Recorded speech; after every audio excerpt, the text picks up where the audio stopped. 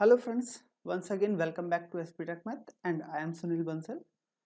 तो आज हम क्या क्या पढ़ने वाले हैं। सबसे पहले हम पढ़ेंगे गॉसियन एलिमिनेशन मेथड, ठीक है।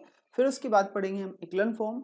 फिर उसके बाद पढ़ेंगे हम रो रिड्यूस इक्लन फॉर्म, ठीक है। उसके बाद क्या करना है हमें, how to find the solution of system of equations, ठीक है। सिस्टम ऑफ इक्वेशन का सॉल्यूशन कैसे फाइंड आउट करना है ये सीखेंगे with the help of matrix, right.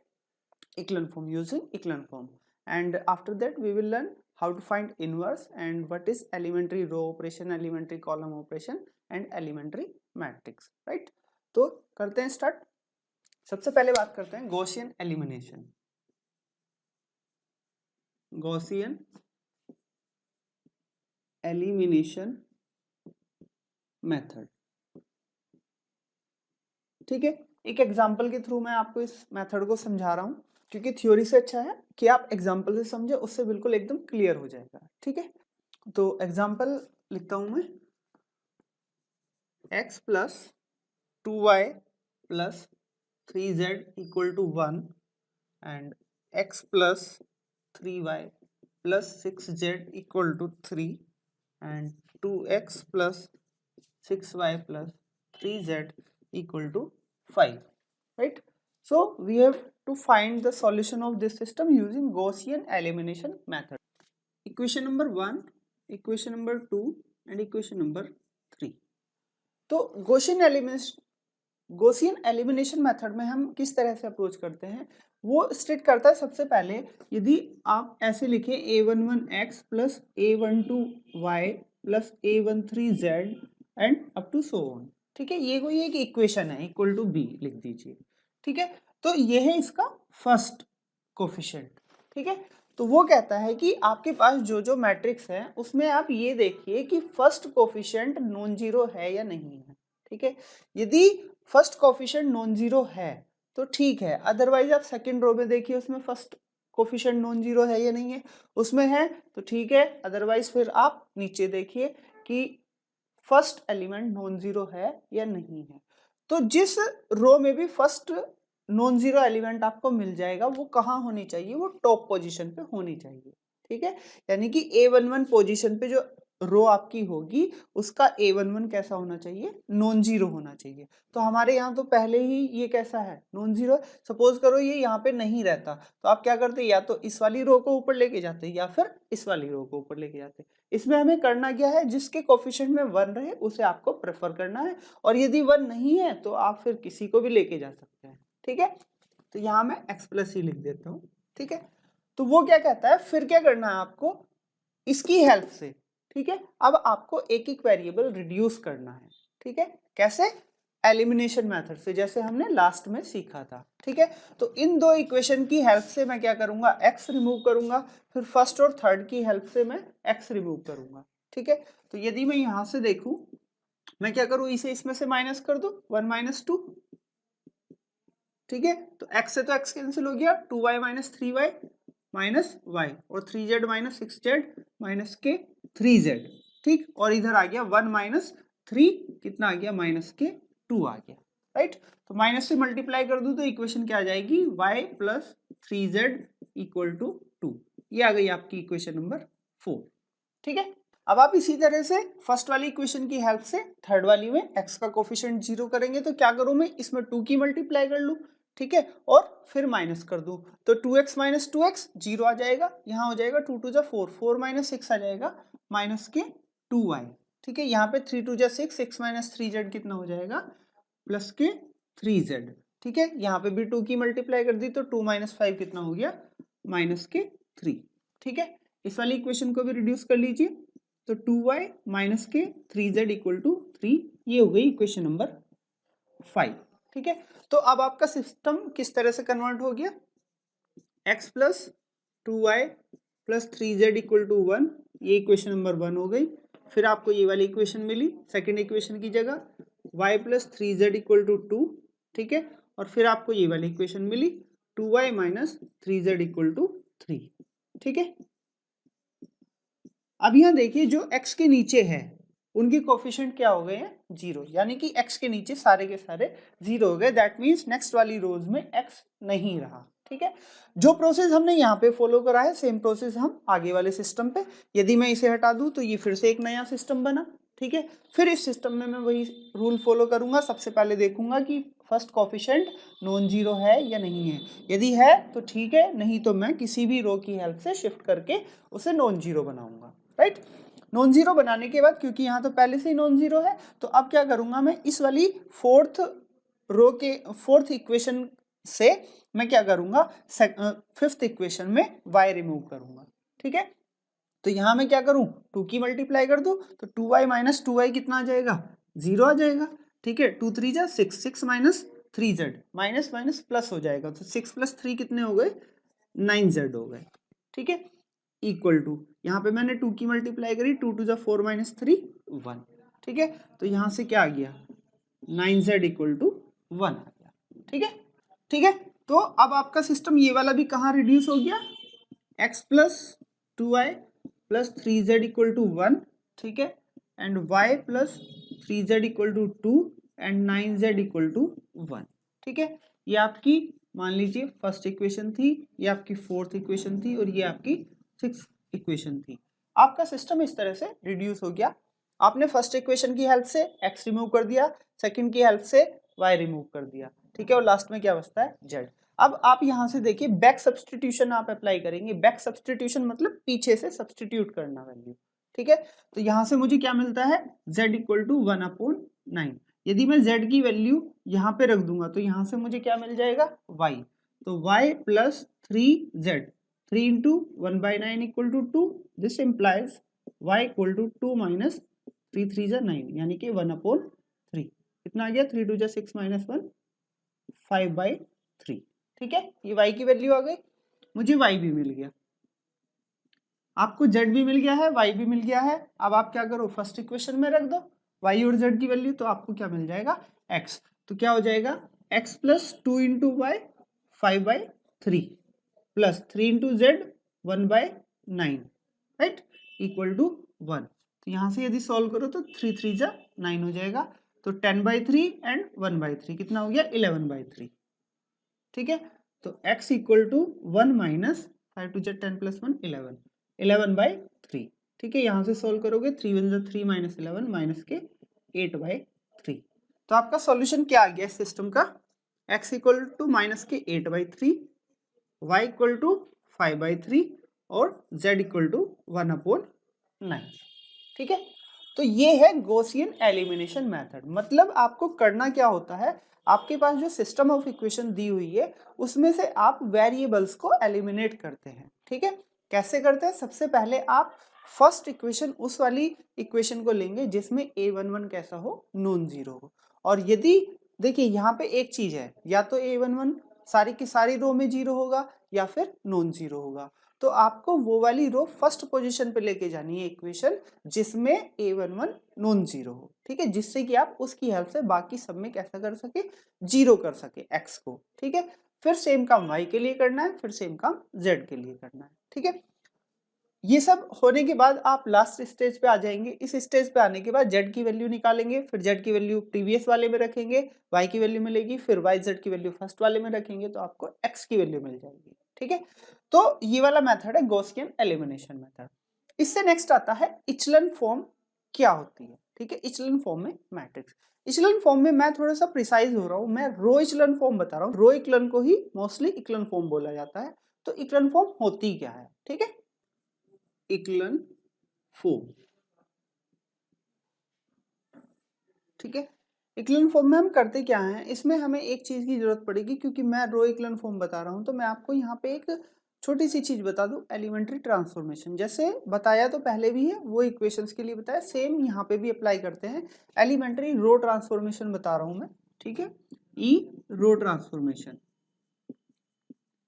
Transformation. ठीक है, होता क्या है, आपके पास कोई भी मैट्रिक्स दे रखी है, उसमें कुछ रोज दे रखी है।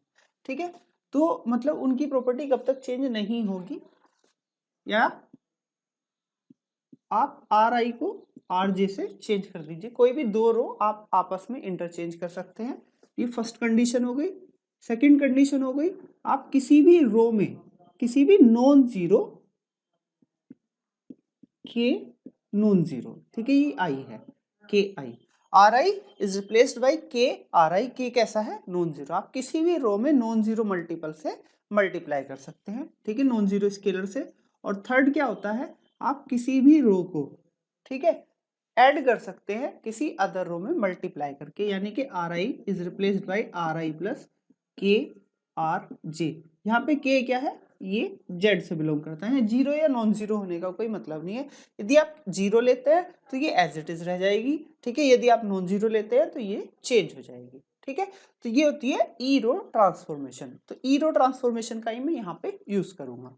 तो इक्लन फॉर्म में वो क्या कहता है कि आपके पास कोई भी एक मैट्रिक्स गिवन है, ठीक है, उस मैट्रिक्स में आपने क्या करा, ई रो ट्रांसफॉर्मेशन लगाए, ठीक है। ई रो ट्रांसफॉर्मेशन लगाने के बाद आपको क्या होना है, सबसे पहले all zero rows are at bottom,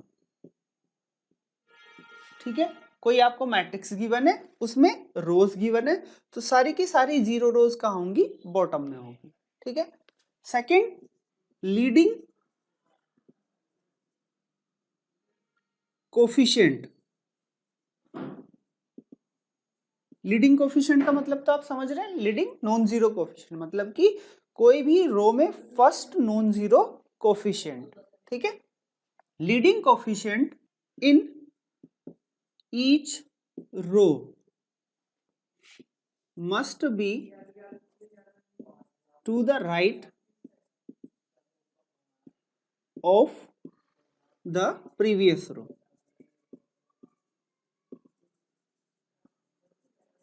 ठीक है। इसका कहने का मतलब क्या है, आपको एक मैट्रिक्स गिवन है, ठीक है, इस मैट्रिक्स में कहीं पे क्या है, फर्स्ट नॉन जीरो एलिमेंट बोल रहा है वो, सपोज करो पहले वाली रो में ये है, ठीक है, या 2 मान, राइट, उसके आगे कुछ है बट पहले तो क्या है, जीरो होगा। तो वो ये कहता है कि जो इससे नेक्स्ट वाली रो है उसमें जो फर्स्ट नॉन जीरो एलिमेंट है वो ना तो इस पोजीशन पे हो सकता, ना वो इस पोजीशन पे होगा कहाँ, प्रीवियस वाली के राइट में होगा, वो यहाँ पे होना चाहिए, ठीक है। सेम प्रोसेस आगे अप्लाई होगा, ठीक है, वो यहाँ होना चाहिए, ठीक है। तो इस तरह से जो मैट्रिक्स बनेगी आपकी वो क्या कहलाएगी, इक्लन फॉर्म कहलाएगी, ठीक है। अब इक्लन फॉर्म बनाएंगे कैसे, ठीक है। इक्लन फॉर्म बनाने के लिए हम किसका यूज करेंगे, ई रो ट्रांसफॉर्मेशन का यूज करेंगे। कोई भी मैट्रिक्स है, मैट्रिक्स जब रिड्यूस हो जाए या आपको ऑलरेडी गिवन है तो आपको ये चेक करना है इक्लन फॉर्म में है या नहीं है। तो सबसे पहले आप क्या करेंगे, all zero rows are at bottom, ठीक है, जीरो रोज कहाँ होनी चाहिए, उसकी बॉटम में होनी चाहिए। यदि जीरो रोज नहीं है तो फिर फर्स्ट वाला ऑप्शन स्किप हो जाएगा, फिर आएंगे सेकंड वाले पे। फिर आप देखेंगे कि कोई भी लीडिंग कोफिशिएंट है, ठीक है, वो ईच रो में वो कैसा होना चाहिए, नेक्स्ट टू प्रीवियस होना चाहिए, ठीक है। अभी मैं आपको एक मैट्रिक्स लिखता हूं और फिर बताइएगा आप कि वो इक्विवेलेंट फॉर्म में होगी या नहीं होगी। जैसे हमने ये मैट्रिक्स लिखी 1 0 2 0 0 1 एंड 0 1 2, ठीक है, ये वाली मैट्रिक्स इक्विवेलेंट फॉर्म में है या नहीं है।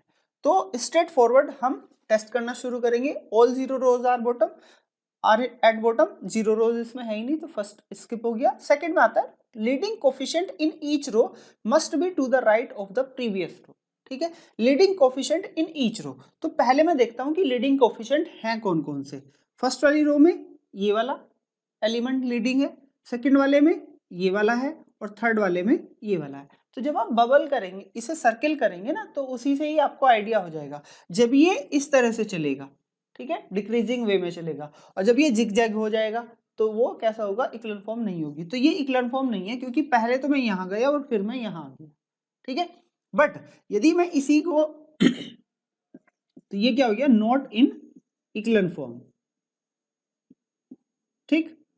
बट इसमें ही मैंने क्या करा, चेंज कर दिया। चेंज क्या कर दिया, जो थर्ड वाली रो थी उसे सेकंड वाली पोजीशन पे पहुंचा दिया और जो सेकंड वाली पे थी उसे थर्ड वाले पे, ठीक है। तो यहाँ तो कर दिया मैंने 1 2 और यहाँ कर दिया 0 1। तो अब क्या हुआ, यहाँ पर हुआ, अब यहाँ पर हो गया, ठीक है। आप चेक करो, ऑल नॉन जीरो है नहीं, फिर लीडिंग कोफिशिएंट यहाँ पे फर्स्ट पोजीशन पे है, ठीक है। तो सेकंड वाले में क्या होना चाहिए, इसके नीचे तो 0 ही होना चाहिए, और जो इसके आगे होना चाहिए वो होना चाहिए इससे राइट में, ठीक है। फिर आप थर्ड में आएंगे, थर्ड में इससे राइट पे। तो ये क्या है, ये वाली इक्विवेलेंट फॉर्म में है, ठीक है। तो इस तरह से आप कोई भी मैट्रिक्स आपको गिवन है तो आप उसे चेक कर सकते हैं कि वो इक्विवेलेंट फॉर्म में है या नहीं है, ठीक है। अब मैं आपको सिखाता हूं कि इक्विवेलेंट फॉर्म में कन्वर्ट करना कैसे होता है, राइट। आपको एक मैट्रिक्स गिवन है A इक्वल टू 0 1 3 1 2 5 एंड 2 3 6, ठीक है। ये आपको कोई मैट्रिक्स गिवन है और आपको चेक करना है कि ये इक्विवेलेंट फॉर्म में है या नहीं है, तो वो तो आप टेस्टिंग से ही पता कर लेंगे। बट यदि मैं कहूँ कि इक्विवेलेंट फॉर्म में कन्वर्ट करो तो कैसे करेंगे। इक्विवेलेंट फॉर्म में कन्वर्ट करने के लिए आप क्या करेंगे, इसे ये सारी की सारी कैसी आएंगी, इक्विवेलेंट मैट्रिक्स आएंगी, ठीक है। इक्विवेलेंट मैट्रिक्स मैंने आपको पहले बता ही दिया था, ठीक है। जो एलिमेंट्री रो ट्रांसफॉर्मेशन या एलिमेंट्री कॉलम ट्रांसफॉर्मेशन से मैट्रिक्स मिलती है वो कैसी होती हैं, इक्विवेलेंस मैट्रिक्स होती हैं, ठीक है। तो यहाँ पे मैं क्या करूंगा, एलिमेंट्री रो ट्रांसफॉर्मेशन करूंगा और देखूंगा कि मैट्रिक्स जो लास्ट में आती है वो किस तरह से आती है, ठीक है। तो करना क्या होता है, सबसे पहले वाली पोजीशन होती है A11। आप ये देखिए कि उस वाले कॉलम में, ठीक है, पहले वाली पोजीशन के कॉलम में कहीं पे नॉन जीरो एंट्री है या नहीं है, ठीक। यदि नॉन जीरो एंट्री है, जैसे आप इसमें देख रहे हो, ठीक है, तो इसमें सबसे पहले नंबर पे कहाँ आ गई, ये आ गई, ठीक है। तो ये कोई सी रो में होगी, ठीक है। तो इस वाली रो को आप फर्स्ट पोजीशन पे लेके आ जाएंगे। क्लियर है इतनी बात। तो ये कैसी हो जाएगी, 1 2 5 0 1 3 और 2 3 6।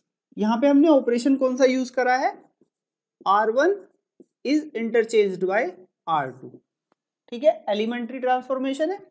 अब आप देखो कि आपकी फर्स्ट वाली पोजीशन पे एंट्री आ गई कैसी, नॉन जीरो आ गई। तो यहाँ पे आपको एक चीज का और ध्यान रखना है कि जो फर्स्ट एलिमेंट है ये यहाँ हम 1 लेके चल रहे हैं, ठीक है। कुछ बुक्स में उसने 1 के इक्वल नहीं भी लिया है, तो मतलब उससे कोई फर्क नहीं पड़ने वाला, वो केवल इतना यूज होता है कि इस वाले 1 की हेल्प मुझे नीचे जीरो करना होता है, तो 1 की हेल्प से मैं किसी को भी मल्टीप्लाई करके इजीली जीरो कर सकता हूँ, तो वो केवल इजी कॉन्सेप्ट के वे में है, अदरवाइज और कुछ नहीं है, ठीक है। आपने यहाँ पे 1 कर लिया, अब इस 1 के नीचे आप सारी की सारी जीरो बनाएंगे। अब 1 के नीचे जीरो बनाएंगे कैसे, इस वाले 2 को इस वाले 1 की हेल्प से जीरो करना होगा। तो कैसे करूंगा मैं, इसमें 2 की मल्टीप्लाई कर दूं और इस वाली रो में से इसे माइनस कर दूं। तो मैंने यहाँ पे एक ट्रांसफॉर्मेशन लगाया, R3 is replaced by R3 minus 2 R1, ठीक है। पहले वाली रो में 2 से मल्टीप्लाई करके इसमें से माइनस कर दिया। तो मैट्रिक्स क्या बनेगी आपकी, ये तो एज इट इज रहेगी 1 2 5, सेकेंड 0 1 3, और थर्ड में क्या आ जाएगा, 2 माइनस 2 0, 3 माइनस 4 माइनस 1 और 6 माइनस 10 माइनस के 4। क्लियर है इतना। अब जो काम हमने फर्स्ट एंट्री के लिए करा है, अब हम वही सेकंड रो में सेकंड एंट्री के लिए करेंगे, ठीक है। आपका फर्स्ट रो का काम खत्म हो गया, अब आप आइए सेकंड वाले में, ठीक है। सेकंड वाले में भी यहां से, ठीक है, ये जो बचा हुआ है।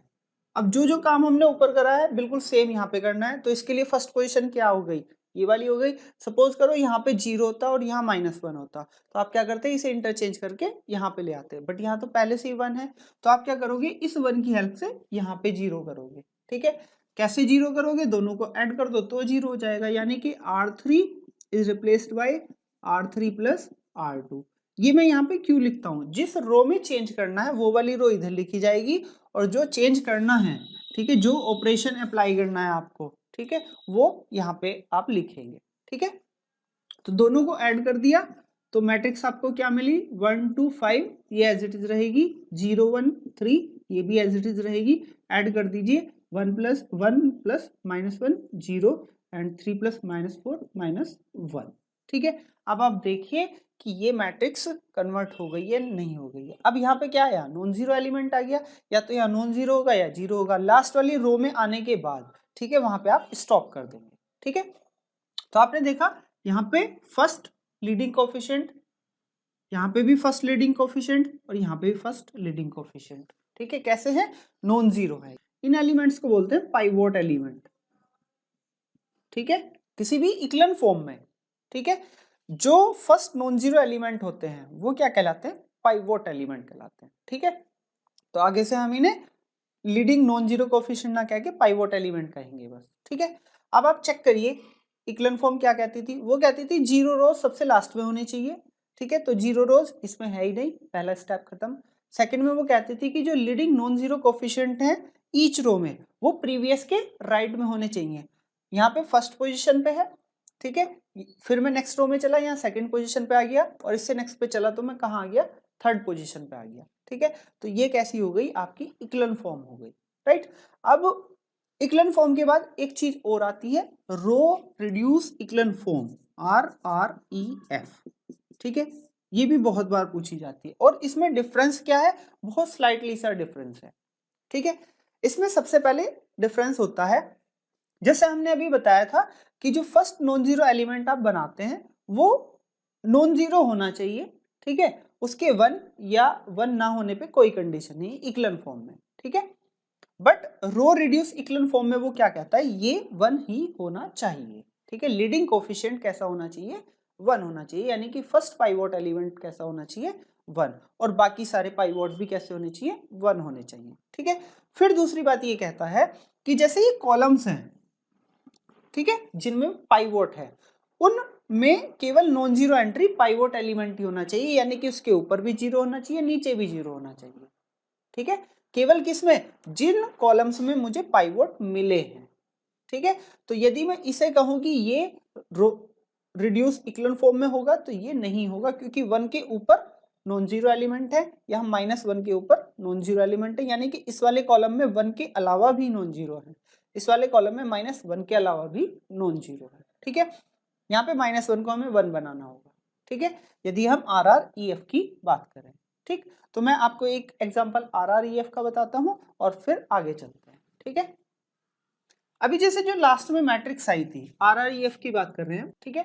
जो लास्ट में मैट्रिक्स आई थी वो थी 1 2 5 0 1 3 एंड 0 0 -1, ठीक है। ये वाली मैट्रिक्स आ गई, अब मुझे इसे RREF में कन्वर्ट करना है, ठीक है। इक्लन में तो है ये, बट ये रो रिड्यूस इक्लन फॉर्म में कन्वर्ट करना है, तो कैसे करेंगे। सबसे पहले तो पाइवोट्स कैसे होने चाहिए, वन होने चाहिए, तो लास्ट वाले में -1 की मल्टीप्लाई कर दो, तो 1 2 5 0 1 3 और 0 0 1, ठीक है। अब क्योंकि मुझे यहाँ जीरो बनाना है, ठीक, तो अभी तक तो मैंने क्या करा था, सेकंड रो को फर्स्ट वाले की हेल्प से, थर्ड रो को फर्स्ट वाले के सेकंड वाले की हेल्प से जीरो बनाया था। अब मैं करूंगा जो फर्स्ट वाली रो का सेकंड एलिमेंट है उसे मैं सेकंड की हेल्प से जीरो बनाऊंगा। तो देखिए कैसे करेंगे, मुझे करना है R1 में चेंज, ठीक है। R1 में क्या चेंज करूंगा मैं, R1 -2 R2, करा क्या, यहाँ तो देखो जीरो है। इसका फायदा क्या होता है कि जब आप इक्लन फॉर्म में कन्वर्ट कर लेते हैं और फिर आप इस तरह की ऑपरेशन यूज करते हैं, ठीक है, कि फर्स्ट रो को सेकंड की हेल्प से या थर्ड की हेल्प से, तो उसकी जो नॉन जीरो एलिमेंट की कंडीशन है वो स्पॉइल नहीं होती, वो डिस्टर्ब नहीं होगा, वो एज इट इज वन बना रहेगा, जो चेंजेस होंगे वो उससे आगे वाले एलिमेंट्स में होंगे, ठीक है। तो यहाँ पर देखिए क्या होगा, अब मैं किस में चेंज कर रहा हूँ, R1 में, तो R1 को ऐसे छोड़ दीजिए, बाकी ऐसे लिख लीजिए 0 1 3 0 0 1, ठीक है। मैंने R1 में क्या करा है, R1 -2 R2, पहले 2 R2 कर ले, तो 2 R2 क्या होगा, यहाँ तो 0 होगा, यहाँ 2 होगा, यानी कि 1 - 0 1 रहेगा, 2 - 2 0 हो जाएगा, और 5 - 6 कितना हो जाएगा, -1 हो जाएगा। अब देखो इस वाले पूरे कॉलम में केवल एक 1, ठीक है, पाइवोट पोजीशन पे, इस वाले में जो पाइवोट है वही नॉन जीरो, बाकी सब जीरो, ठीक है। यहाँ तक तो हो गया, अब केवल किसका रह गया, इसका रह गया। इसका होने के लिए वो क्या कहता है कि इस वाले कॉलम में केवल ये वाला पाइवोट है, तो ऊपर वाले सारे एलिमेंट और नीचे वाले सारे एलिमेंट जीरो होने चाहिए। नीचे वाले तो हमने इस ऑर्डर में बना दिए, ऊपर वाले हम इस ऑर्डर में बनाएंगे, ठीक है। तो यहाँ से मुझे क्या करना होगा, अब R2 में भी चेंज करना होगा, R1 में भी चेंज करना होगा। तो मैं क्या करूंगा, R2 में चेंज करूंगा R2 -3 R3, यानी कि इस वाले वन में 3 की मल्टीप्लाई कर दूं और माइनस कर दूं, तो 1 पे तो कुछ फर्क नहीं पड़ना, इस पे क्या हो जाएगा 0, और इसे इसमें ऐड कर दूं तो ये क्या हो जाएगा 0।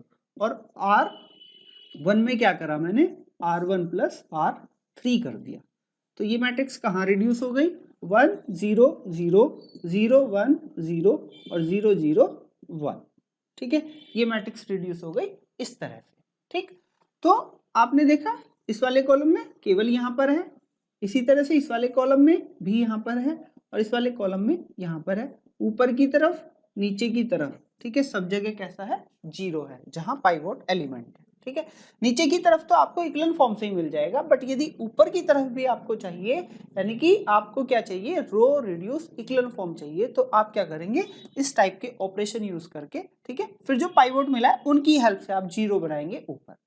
ठीक, तो ये हो गई रो रिड्यूस इक्विवेलेंट फॉर्म। अब इन दोनों चीजों का यूज कहां पर होने वाला है, ठीक है, इन दोनों का यूज होगा हमारे सिस्टम ऑफ इक्वेशंस में, जब हम सॉल्यूशन फाइंड आउट करते हैं। जैसे अभी हमने गॉसियन एलिमिनेशन मेथड सीखा, आपने वहां देखा कि इक्वेशंस में हम क्या कर रहे हैं, वेरिएबल्स रिमूव कर रहे हैं। ठीक है, पहले 2 इक्वेशन लेके x रिमूव कर दिया, फिर 2 लेके y रिमूव कर दिया, ठीक है, फिर लास्ट में z बच गया, फिर बैक सब्स्टिट्यूशन करा। तो क्या मतलब हम हर बार ऐसे ही करेंगे कि इक्वेशंस को प्लस माइनस करते रहेंगे? नहीं, हम करेंगे इक्विवेलेंट फॉर्म का यूज, और उसकी हेल्प से हमें आइडिया मिलेगा कि किस तरह से आप सिस्टम ऑफ इक्वेशंस को इजीली हैंडल कर सकते हैं। ठीक है, तो अब मैं आपको एक क्वेश्चन करके दिखा रहा हूं, ठीक है, कि क्वेश्चन को आप किस तरह से अटेम्प्ट करेंगे with the help of equivalent form. ठीक है, और row reduce equivalent form. Question है आपका x plus 2y plus 3z equal to 1, x plus 3y plus 6z equal to 3 and 2x plus 6y plus 13z equal to 5। ठीक, तो हम क्या करेंगे, इसमें इस वाले सिस्टम को कोफिशिएंट मैट्रिक्स में कन्वर्ट करेंगे। ठीक है, आपको पता है कोफिशिएंट मैट्रिक्स और ऑग्यूमेंटेड मैट्रिक्स दोनों, तो हमने यहाँ बनाई ऑग्यूमेंटेड मैट्रिक्स बना ली। ठीक है, ऑग्यूमेंटेड मैट्रिक्स, ठीक, क्या बन जाती है वो, 1 2 3, यहाँ पे आप डॉट लगा देते हैं, 1 1 3 6 3 और 2 6 13 5। ठीक है, ये बन गई आपकी ऑग्यूमेंटेड मैट्रिक्स। अब इस ऑग्यूमेंटेड मैट्रिक्स को आप क्या करते हैं, इक्विवेलेंट फॉर्म में कन्वर्ट करते हैं। ठीक है, तो सेम प्रोसेस फॉलो करेंगे। फर्स्ट पोजीशन पे कैसा होना चाहिए, नॉन जीरो एलिमेंट जो पहले से अवेलेबल है, तो आप क्या करेंगे, इसकी हेल्प से नीचे 0 बनाएंगे। ठीक है, आपने क्या करा, R2 में रिप्लेस करा R2 माइनस R1, ठीक, और R3 में रिप्लेस करा R3 माइनस 2 R1। ठीक है, अब मैं दो ऑपरेशन एक साथ लगा रहा हूं जिससे कि जल्दी हो जाए। तो 1 2 3 1 एज इट इज आ जाएगा। ठीक है, ये बार अभी भी ऐसे ही चलता रहेगा, 1 minus 1 0, 3 minus 2 1 and 6 minus 3 3, 3 minus 1 2। ठीक है, यहाँ पे मुझे क्या करना है, R3 में R3 माइनस 2 R1, यानी कि पहले 2 से मल्टीप्लाई करनी है R1 में, यानी कि 2 माइनस 2 0, 6 माइनस 4 2 एंड 13 माइनस 6 7। ठीक है, 3 2 जा 6 एंड 5 माइनस 2 3। ठीक है, तो पहली कॉलम का काम खत्म हो गया। ठीक है, फर्स्ट पाइवोट एलिमेंट का काम खत्म हो गया। अब आते हैं सेकंड पे, इस वाले सिस्टम में। ठीक, इसमें देखिए कि ये वाला element, first element non zero है या नहीं है तो ठीक, नहीं तो आप चेंज करके, ठीक है, उसे बनाएंगे, और हो सकता है कि ये दोनों ही 0 हो, तो आप कहाँ जाएंगे, थर्ड पे जाएंगे। ठीक है, यहाँ पे 1 है तो 1 की हेल्प से क्या करेंगे, 0 बनाएंगे, किसे, 2 को।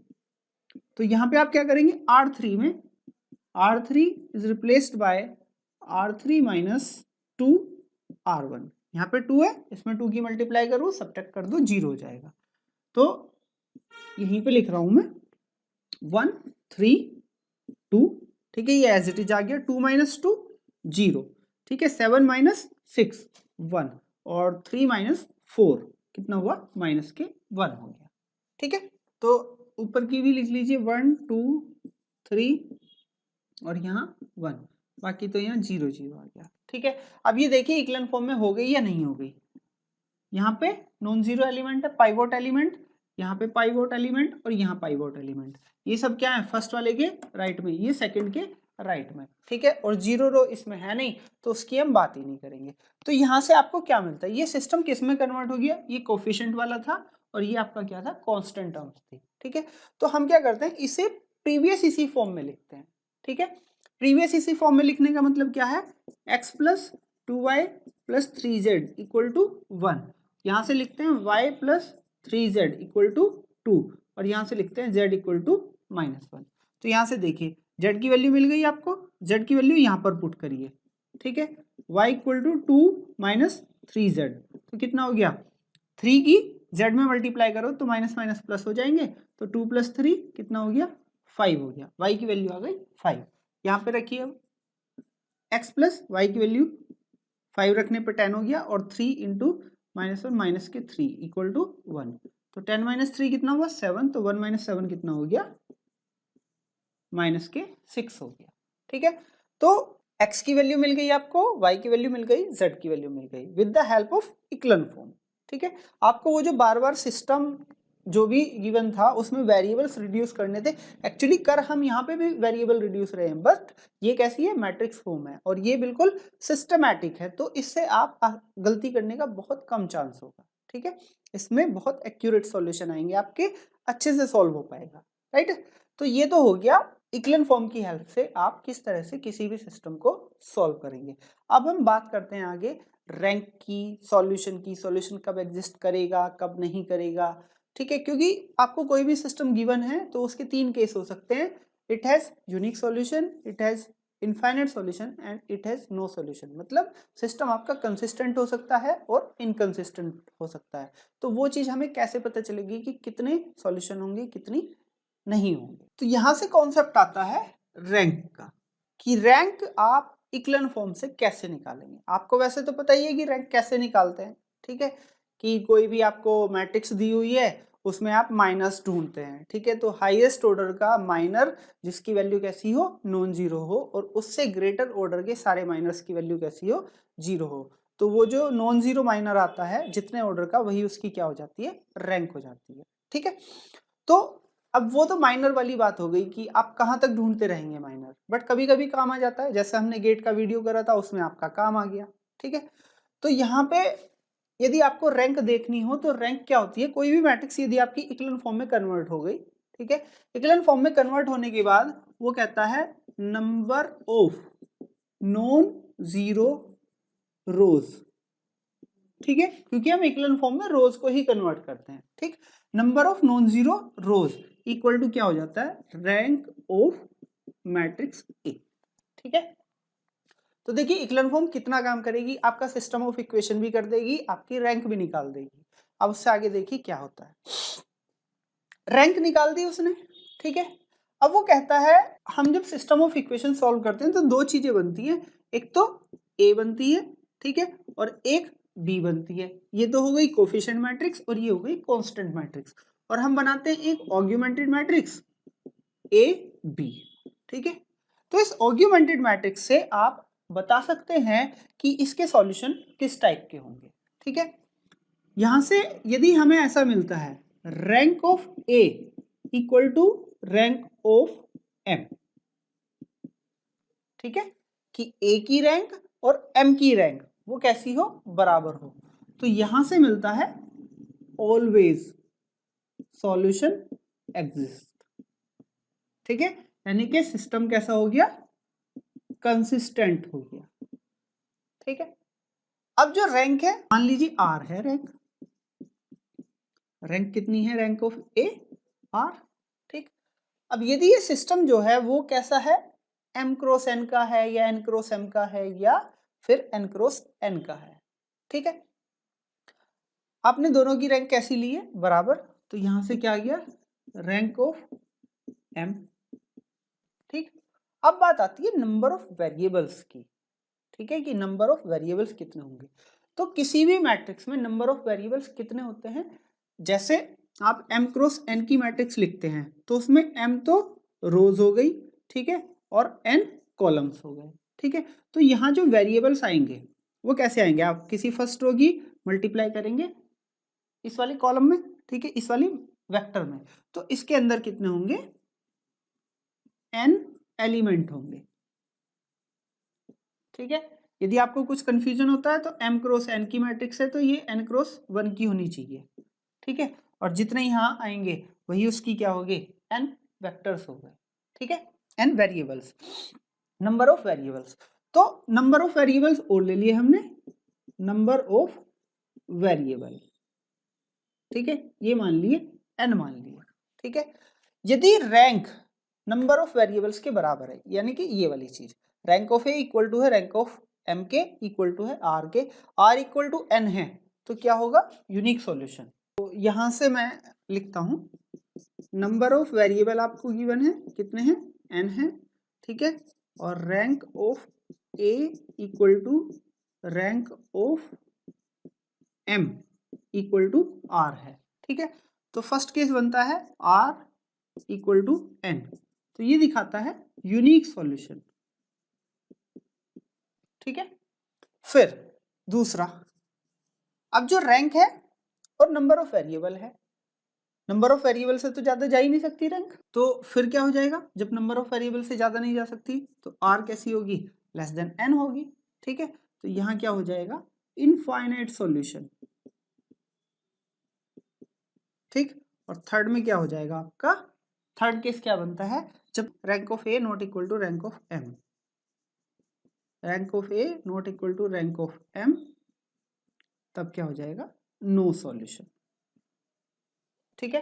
तो यहाँ पे तीन चीजें हुई आपकी, कि कोई भी आपने क्या करा, सिस्टम है उसे ऑग्यूमेंटेड मैट्रिक्स में लिखा, ऑग्यूमेंटेड मैट्रिक्स में लिखने के बाद आपने उसे इक्वल फॉर्म में कन्वर्ट करा, रैंक ऑफ ए और रैंक ऑफ एम दोनों कैसी आती हैं, बराबर आती हैं, तो वो सिस्टम कैसा होगा, कंसिस्टेंट होगा। कंसिस्टेंट होने के बाद उसके पास कितने सॉल्यूशन होंगे, दो टाइप से हो सकते हैं, इनफाइनाइट और फाइनाइट सॉल्यूशन, यूनिक सॉल्यूशन। तो यदि नंबर ऑफ वेरिएबल के बराबर आ जाती है रैंक, ठीक है, तो आएगा यूनिक सॉल्यूशन, और नंबर ऑफ वेरिएबल से लेस आती है रैंक तो आएंगे इनफाइनाइट सॉल्यूशन, ठीक है। और जब rank of A rank of M की बराबर ही नहीं है तब उसका नो सॉल्यूशन होगा, ठीक है। जो ये नो सॉल्यूशन वाला केस है, इसमें किस तरह से आप देख सकते हैं, देखिए जब आप ऑग्यूमेंटेड मैट्रिक्स बनाएंगे, ठीक है, और ऑग्यूमेंटेड मैट्रिक्स को इक्वल फॉर्म में कन्वर्ट करेंगे, तो ये वाला केस किस तरह से होगा, जब आप ये वाली मैट्रिक्स बनाएंगे m, ठीक है, तो इसमें क्या होगा लास्ट में, ये आपने यहाँ पे मैट्रिक्स बना दी, ये जो लास्ट वाली रो है, ठीक है, ये तो यहाँ हो जाएगी 0, और यहाँ कुछ ऐसा आ जाएगा b जो कैसा है, नॉन जीरो टाइप का है, यानी कि ये कैसी हो जाएगी, डीजनरेटेड हो जाएगी with b not equal to 0, और degenerated equation with b not equal to 0 have no solution. तो ये पूरा का पूरा सिस्टम कोई सॉल्यूशन नहीं रखेगा। हमने पहले ही बात करी थी कि यदि किसी भी सिस्टम में एक भी डीजनरेट इक्वेशन आ जाती है with b not equal to 0, तो पूरा सिस्टम सॉल्यूशन नहीं रखेगा, ठीक है। तो आप इसकी यदि इक्वल फॉर्म कन्वर्ट करेंगे तो लास्ट में कुछ ऐसी सिचुएशन बनेगी, ठीक है। तो ये हो गया यूनिक सॉल्यूशन का। जैसे हमने अभी लास्ट वाला करा था, वहां तीन ही वेरिएबल थे, एक्स वाई जेड, और नंबर ऑफ नॉन जीरो रो, क्योंकि 3 पाइवोट मिले थे हमें, वो कितनी आ गई थी, 3 आ गई थी, तो दोनों बराबर थे, ये वाला केस था, यूनिक सॉल्यूशन था। इसमें एक चीज और ऐड कर सकते हैं, जैसे हमने यहाँ पे लिखा है number of non zero rows, और number of non zero rows हमें कहाँ से पता चलती है, जब हम पाइवोट एलिमेंट ढूंढते हैं, ठीक है। तो यहां से आप ये भी लिख सकते हैं, नंबर ऑफ पाइवोट्स, ठीक है। किसी भी रो में यदि पाइवोट आ गया तो वो तो नॉन जीरो खुद हो जाएगा ना, तो पाइवोट एलिमेंट भी देख के आप बता सकते हैं कि उसकी रैंक कितनी होगी। क्लियर है। अब इससे आगे एक बहुत इंपॉर्टेंट चीज है, जो मतलब कई बार क्वेश्चन उस पर आया हुआ भी है। आपको एक सिस्टम दिया हुआ है, ठीक है, इस तरह से a11 x1 plus a12 x2 dot dot a1 x1, ठीक है, इक्वल टू b1, और इसी तरह से am1 x1 plus am2 x2 dot dot amn xn equal to bm, ठीक। इस सिस्टम को हमने क्या करा, x1 वाले कोफिशिएंट एक साथ, x2 वाले एक साथ, xn वाले एक साथ, यानी कि x1 into a11 a21 am1, ठीक, प्लस x2, यहाँ पे क्या आ जाएगा, a12 a22 और am2, ठीक है। इसी तरह से आप लास्ट तक करते रहे, तो xn into a1n a2n dot dot amn, ठीक, इक्वल टू क्या आ गया, B1 B2 dot dot Bm। अब यदि हम इसके सॉल्यूशन की बात करते हैं इस सिस्टम के, तो हम क्या करते हैं x1 x2 xn इनकी वैल्यू फाइंड आउट करते हैं, ठीक है। और इनकी वैल्यू फाइंड आउट करने के बाद ये क्या हो जाना चाहिए, इसके इक्वल हो जाना चाहिए। दैट मीन्स यदि आप x1 x2 xn ये क्या होंगे, तब स्केलर्स होंगे। और यदि ये मेरा एक वेक्टर है, ये मेरा एक वेक्टर है, ये मेरा वेक्टर है, m वेक्टर है मेरे पास, ठीक है। ये फर्स्ट है, सेकंड है, n वेक्टर्स है मेरे पास। और इन n वेक्टर के लीनियर कॉम्बिनेशन की हेल्प से मैं क्या कर रहा हूँ, b1 b2 bm लिख रहा हूँ। यानी कि मतलब क्या है कहने का, जब जब मेरे x1 x2 xn एग्जिस्ट करेंगे such that this equation will be satisfied, then b1 b2 bm can be written as linear combination of previous, ठीक है। या b1 b2 b1 can be written as linear combination, then we can find x1 x2 xn, ठीक है। तो यहां से मुझे क्या आइडिया मिलता है कि कोई भी आपका सिस्टम ऑफ इक्वेशन गिवन है, उसमें जो आपको कांस्टेंट वाली मैट्रिक्स दी हुई है, कांस्टेंट वाला वेक्टर दिया हुआ है, ठीक है। यदि वो वाला वेक्टर, ठीक है, इसके कॉलम वेक्टर्स के लीनियर कॉम्बिनेशन में लिखा जा सकता है, किसके, मैट्रिक्स जो बनती है कोफिशिएंट मैट्रिक्स, उसके कॉलम वेक्टर्स ही तो है ये, ठीक है। कॉलम वेक्टर के लीनियर कॉम्बिनेशन में लिखा जा सकता है, तो उस सिस्टम का सॉल्यूशन एग्जिस्ट करेगा, ठीक है। अदरवाइज उस सिस्टम का सॉल्यूशन एग्जिस्ट नहीं करेगा। क्लियर है। अब यहां से एक चीज और आती है, लीनियर कॉम्बिनेशन ही निकल के आ गया, ठीक है, कि लीनियर कॉम्बिनेशन हम देखेंगे कैसे, ठीक।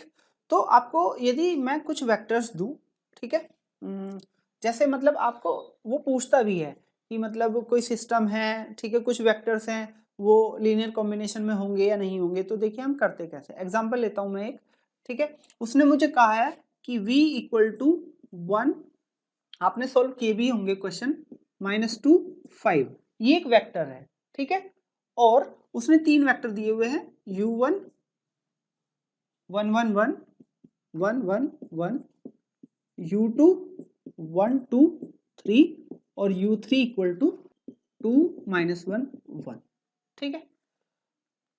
तो वो ये पूछता है कि v को u1 u2 u3 के लीनियर कॉम्बिनेशन में लिख के दिखाइए, ठीक है।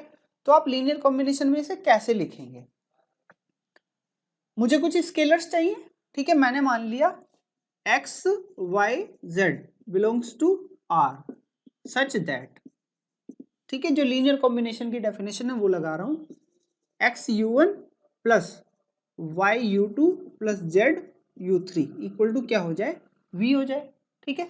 यदि आप इसे यहाँ पे लिखें तो क्या आ जाएगा, ये x 1 1 1, ठीक है, प्लस y 1 2 3, ठीक है, एंड प्लस z 2 -1 1, ठीक। और v क्या आ गया आपका 1 -2 5, ठीक है। अब यहां से हमने क्या करा, अब ये क्या बन जाएगा, सिस्टम ऑफ इक्वेशन बन जाएगा। देखिए पहले आप x के कोफिशिएंट, फिर y के, फिर z के, ठीक है। x का यहाँ से क्या आएगा, x, यहाँ से y और यहाँ से 2z इक्वल टू क्या आ गया, 1 आ गया। यहाँ से आप देखोगे तो x plus 2y minus z equal to -2, और यहाँ से देखोगे तो x plus 3y plus z equal to 5। ये क्या बन गया, सिस्टम ऑफ इक्वेशन बन गया। अब ये सिस्टम ऑफ इक्वेशन कब सॉल्यूशन रखेगा, जब ये वाला वेक्टर, ठीक है, 1 -2 5 किसके लीनियर कॉम्बिनेशन में लिखा जाए, u1 u2 u3 के, ठीक है। या यहाँ पे भी मुझे यही पता चल रहा है, यदि उसने x y z इसने सॉल्यूशन रखा तो मुझे x y z की वैल्यू मिल जाएगी, और x y z की वैल्यू मिल गई तो ये वाला क्या हुआ, इनके लीनियर कॉम्बिनेशन में लिखा गया। तो ये क्वेश्चन हम करते तो आ रहे हैं, बट हमने कभी गौर नहीं करा कि इस वाले वेक्टर पे क्या कंडीशन इंपोज होगी, ठीक है। ये वाला वेक्टर इसके कॉलम्स के लीनियर कॉम्बिनेशन में एक्सप्रेस हो जाए तो सिस्टम कैसा होगा आपका, कंसिस्टेंट होगा, अदरवाइज सिस्टम आपका इनकंसिस्टेंट होगा, ठीक है। अब आपको इसे सॉल्व करना है तो फिर से क्या करना है, मैट्रिक्स बनानी है, ठीक है। ऑग्यूमेंटेड मैट्रिक्स बना दो यहीं से, तो क्या आ जाएगी 1 1 2 1, ठीक है। फिर आ जाएगा 1 2 -1 -2, ठीक है। फिर आ जाएगा 1 3 1 5, ठीक है। ये बन गई ऑग्यूमेंटेड मैट्रिक्स। अब यदि हमने ये इतना सारा जो काम करा है तामझाम, उससे बचने के लिए हम डायरेक्ट यहाँ भी तो बना सकते हैं। जो u1 है उसे यहाँ पे पुट कर दें, u2 को यहाँ पे पुट कर दें, u3 को यहाँ पुट कर दें, और जो उसने v दिया है उसे हम यहाँ पर पुट कर दें, और देख लें कि ये इक्विवेलेंट फॉर्म में कन्वर्ट होने के बाद क्या आपको रिजल्ट देता है। तो इक्विवेलेंट फॉर्म में कन्वर्ट करो इसे। इस वाली रो की हेल्प से 1 1 0 बनाएंगे, इस वाले एलिमेंट की हेल्प से ये कैसा है, नॉन जीरो पाइवोट है, ठीक है। तो 1 1 2 1 1 minus 1 0 2 minus 1 1 and minus 1 minus 2 minus के 3 माइनस 2 माइनस 1 माइनस के 3 1 minus 1 0 3 minus 1 2 and 1 minus 2 minus 1 and 5 minus 1 4, ठीक है। ये आ गई। फिर इसके बाद क्या करोगे, ये तो पूरे कॉलम में क्या हुआ, 1 के नीचे 0 हो गया। अब आते हैं आप यहाँ पे, ठीक है। यहाँ देखते हैं इस वाले में कौन सा फर्स्ट नॉन जीरो है, ठीक है। तो यही मिल गया, तो ये क्या हो गया, पाइवोट। यदि यहाँ पे नहीं मिलेगा तो देखो इसके नीचे 0 है या नॉन जीरो है, 0 है तो कोई दिक्कत नहीं, आगे बढ़ो, नॉन जीरो है तो उसे चेंज करके ऊपर लेके आओ, ठीक है। तो 1 1 2 1 0 1 माइनस 3 0 2 को इसकी हेल्प से 0 करो, 2 माइनस 2 0 मल्टीप्लाई कर लो 2 से, एंड 1 माइनस 6 कितना हो गया, 5 हो गया, और यहाँ पे 3 2 6 हो जाएगा, 4 प्लस 6 कितने हो गए, 10 हो गए, ठीक। अब इस वाले सिस्टम को फिर से यहाँ पे लेके आ जाओ, तो क्या मिलेगा, x plus y plus 2z equal to 1, y minus 3z equal to -3 और 5z इक्वल टू 10। यहाँ से क्या मिल गया, z equal to 2, z equal to 2 यहाँ रखा, कितना हो गया, 3 2 6 उधर जाएंगे, कैसे हो जाएंगे, प्लस के, तो 6 माइनस 3, y की वैल्यू कितनी आ गई, 3, y की वैल्यू यहाँ रखो 3, z की वैल्यू यहाँ रखो, 2 2 4, 4 प्लस 3 7, उधर जाके क्या हो जाएगा, माइनस के 6। तो आपको मिल गया ये स्केलर्स मिल गए, x की वैल्यू, y की वैल्यू और z की वैल्यू, ठीक है। तो बस हमारा थोड़ा सा फोकस नहीं था उस चीज पे कि जैसे हम, ये क्वेश्चन आपने खूब किए होंगे कि कोई भी एक वेक्टर है और वो बाकी 3 के लीनियर कॉम्बिनेशन में दिखाई दे रहा है, तो आप उसे इस तरह से एक्स वाई जेड इस तरह से सिस्टम में करो, आप डायरेक्ट यहाँ से करना शुरू करते थे, ठीक है। बट हमें ये ऑब्जर्वेशन करना है कि ये वाला जो वेक्टर है इसका इन वाले कॉलम वेक्टर से कुछ रिलेशन है या नहीं है। यदि इनका रिलेशन बन गया, मतलब कि लीनियर कॉम्बिनेशन बन गया, तो ये हमेशा सॉल्यूशन रखेगा।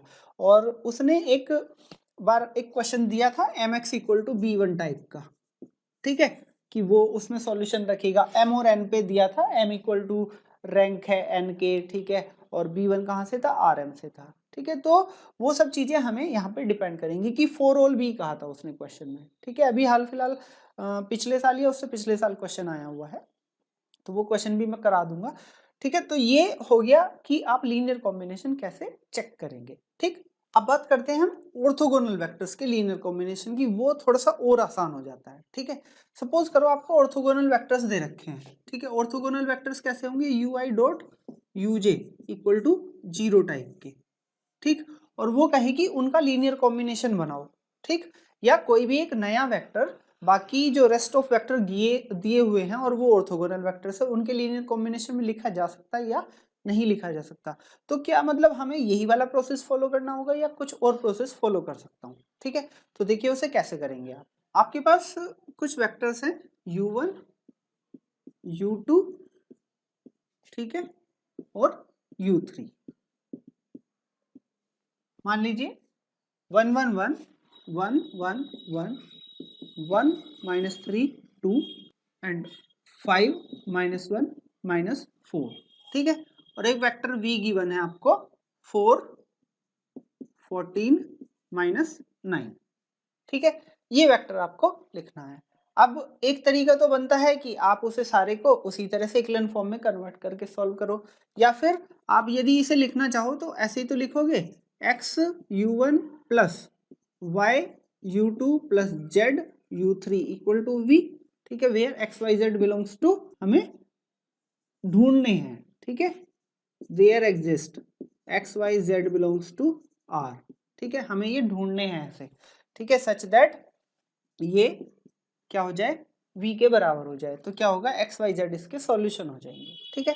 अब क्योंकि ये कैसे ऑर्थोगोनल है, चेक कर लो आप, u1 की u2 के साथ डॉट प्रोडक्ट, 1 की 1 के साथ 1, 1 की 3 के साथ -3 और 1 की 2 के साथ 2, कैसा हो गया 0।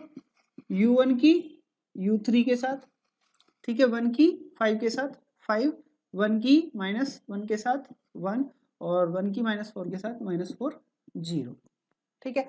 इसी तरह से आप u2 u3 देख लो, u2 डॉट u3 1 की 5 के साथ 5, -3 की -1 के साथ 3 और 4 की 2 के साथ 8, कैसा हो गया 0। यानी कि ये कैसे हो गए 0 हो गए, ऑर्थोगोनल हो गए। ऑर्थोगोनल हो गए तो मैं भी क्या करूं, यहाँ पे u1 है, यहाँ u2 है, यहाँ u3 है, इसमें पहले u1 के साथ डॉट प्रोडक्ट कर देता हूँ, ठीक।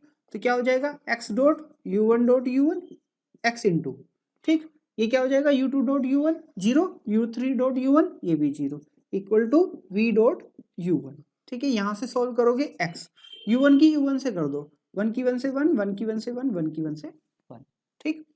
फिर v की u1 से कर दो, v है 4, 14 -9 करो, 4 into 1 4 plus 14 into 1 14 and -9 into 1 9।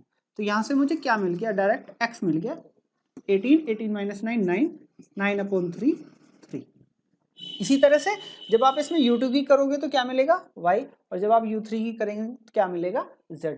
तो कभी भी आपको यदि सिस्टम सॉल्व करना हो तो पहले एक बार ये चेक कर लो कि कहीं उसके वेक्टर्स जो गिवन हैं u1 u2 u3 वे ऑर्थोगोनल तो नहीं है। यदि ऑर्थोगोनल है तो आपका सेकंड से आंसर आ जाएगा, और यदि नहीं है तो फिर आपको इक्विवेलेंट फॉर्म अप्लाई करनी पड़ेगी, ठीक है। अब हम यहाँ बात करते हैं बेसिस की, ठीक है, कि बेसिस और डायमेंशन की, बहुत मतलब छोटे लेवल पे, बेसिक लेवल पे बात करेंगे कि बेसिस क्या होती है और डायमेंशन क्या होती है, ठीक है।